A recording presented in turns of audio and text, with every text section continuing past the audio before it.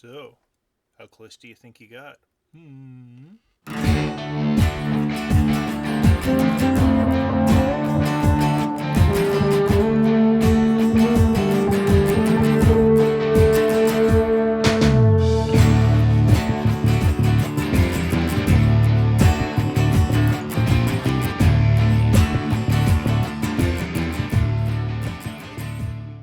It's time for round two of the ranging essays.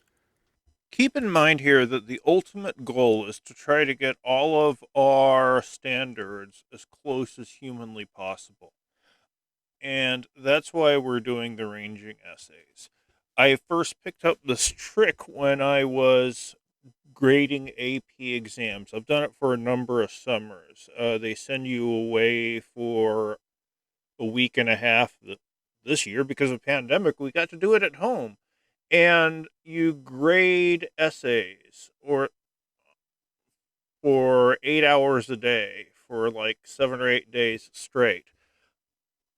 They started off by giving us a big booklet of essays that they'd already graded, and we'd go through them like five at a time. They pick five, we'd have to rank them, and then they tell us why they chose the ones they chose. Then they give us another five, and they kept doing that over and over again.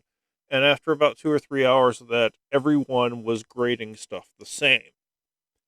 This is what I'm trying to get us to do. If we all know what a good paper is, then we're all going to be on the same level. But before we start talking about these three essays, let's talk about the grading standards again.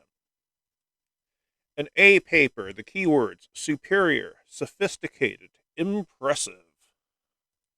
B, effective, appropriate, convincing. C, inadequate, inconsistencies, lapses. D, disappointing, less success, weak. And F, unsatisfactory, simplistic, limited. Now, this is the order I have them in from best to worst. My take. The best? You can do your own drum roll if you'd like. Is Meow Meow Fuzzy Faces. My notes. In this essay, the thesis is specific to the subject of analysis, but is rather vague. What does the best person you can be actually mean?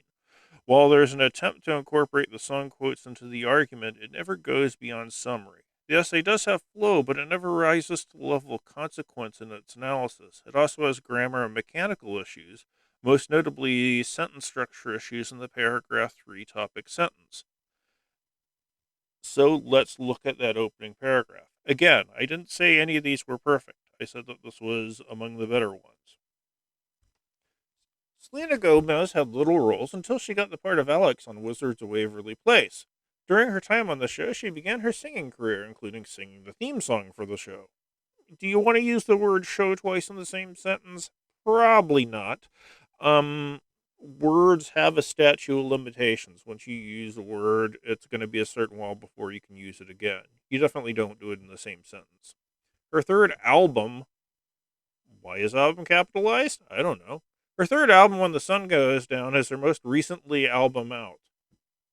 Yeah, that's awkward. Throughout most of her albums, they have the same ideas or views running through them. What are those? Who knows? Many women artists present the ideas of empowering themselves and others in music. Selena Gomez is no different. Like that comma splice?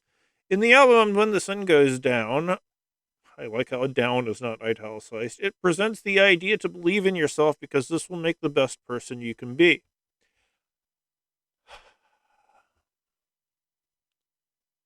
The first thing you could do to improve it is get the sentences working. Look at that last sentence. The album When the Sun Goes Down presents the idea to believe in yourself because this will make the best person you can be. Is a bit better because we now have an explicit focus, the album. Talking about the album is different than talking about the artist because they have different burdens of proof. If we want to say the artist did this, we have to prove intentionality. If we're talking about the album, we can go to the textual evidence we have. So, great? No, but we have clear subject of analysis. We have a relatively claim. Ranging essay number 2, the second best, is Sextina Aquafina. My comments. The prose in this essay is clear and easy to understand. The problem with the essay is in terms of its subject and argument. Rather than focusing on the album, which is what the assignment was, I think you could gather that now, or the song, the real argument is about Lambert's level of social responsibility. This is not a universal absolute, and whether Lambert is socially responsible is really a matter of opinion, and thus not really arguable. Let's look at that introduction paragraph. We'll go through it line by line. Miranda Lambert is a very well-known singer across the country. She has had many concert tours while selling out many of her shows. I love the vagueness here. She has won a Grammy for Best Female Country Artist and many other awards as well. Miranda Lambert has had many hits so far in her career, including Gunpowder and Powder and Lead. Remember when I told you that I was in a cover band and did Before She Cheats? We also did this. This song tells the story of a woman who is abused by her husband. In the song, it says how she is waiting for him to get out of jail so she can shoot him for what he's done to her. We're running into a little bit of a pronoun overload there. Miranda Lambert is sending a very violent message of how you shouldn't deal with domestic violence. The word shouldn't implies that there is an absolute thing you should do. Absolute standards, absolutes in general are getting harder and harder to prove. Domestic violence is a very serious problem in society. I don't know why people love to throw in society at the end. It doesn't really change anything. Thesis statement. Miranda Lambert makes it look like it's okay to fight fire with fire and gunpowder and lead when she should send a safer message of how to handle domestic violence. You can... Where to start here? Where to start? We've already pointed out that the subject is what Lambert's doing instead of what's in the song. We have the problem of what she should and shouldn't do. And if you make Miranda Lambert the subject of analysis, you've immediately opened up a different can of worms, because you're really talking about artistic responsibility. What do artists have the obligation to do? Do artists have the obligation to present safe ways of doing things? You see, it's a much bigger, broader topic than what's going on in the song. So that leaves Princess Caroline for the third. This essay's explicit argument is country music hit a new wave with this album's release. What is that new wave? The paper doesn't say. Moreover, the thesis explicitly sets up a relationship between this song and the country music genre as a whole. This has an enormous burden of proof which cannot be met in this length of paper. The argument is, in short, unacceptable. Also, this paper includes only one quote from an outside source and no works cited, leading the reader to suspect this to be written in a stream of consciousness session rather than planned and researched. You just know that there's like, oh my god, I have an hour left, let me bust something out real quick. When people don't plan, when you don't outline, it gets to be kind of obvious. Let's look at that introductory paragraph. Toby Keith, a country artist, took country to a new level with the release of the CD, How Do You Like Me Now? What is this new level? The main song on the CD, How Do You Like Me Now, is full of controversy, and the album was almost banned from being released from it. From being released from it? Banned by whom? Passive verbs suck because passive verbs mean I have no idea who is going to ban the album. With the idea that country music is easy listening, who in the hell has this idea? If you know anything about country music, you've probably heard the name Johnny Cash. Definitely not easy listening.